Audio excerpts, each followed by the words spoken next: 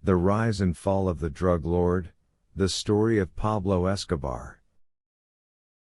The story of Pablo Escobar is one of the most dramatic in the history of drug trafficking.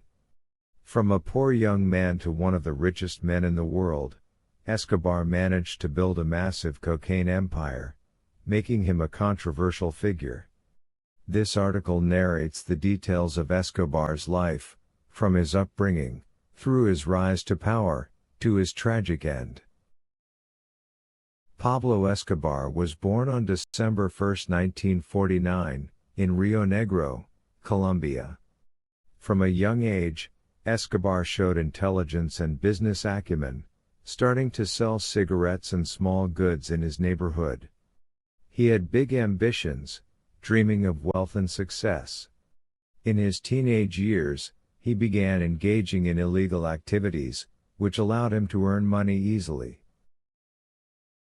In the late 1970s, Escobar began smuggling drugs, collaborating with local dealers. His first steps into the world of cocaine involved smuggling small quantities across the border. He soon realized that there were huge profits to be made, prompting him to expand his operations. He created a network of smugglers and took advantage of government corruption to facilitate his operations.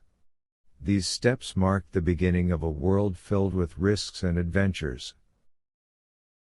In the early 1980s, Escobar established the Medellin cartel, which became one of the most powerful drug cartels in the world. Thanks to his clever strategies, he managed to dominate the cocaine market in Colombia. He distributed drugs through a complex network of traffickers, allowing him to achieve astronomical profits.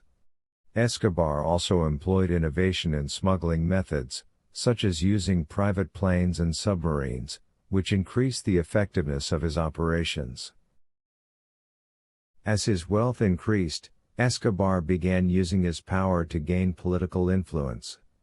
He funded social projects in Colombia, such as building schools and roads, which made him popular among certain segments of society.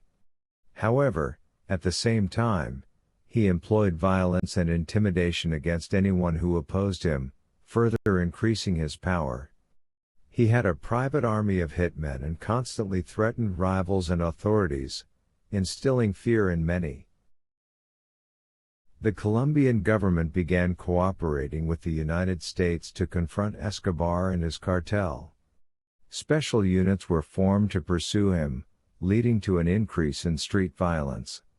Meanwhile, assassination attempts rose, with many officers and politicians losing their lives due to the power struggle.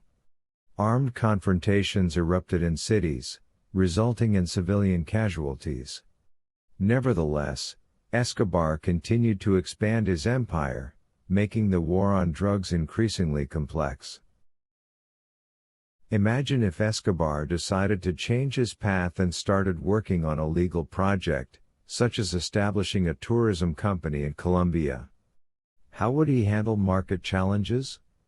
Could he leverage his previous influence to transform society for the better?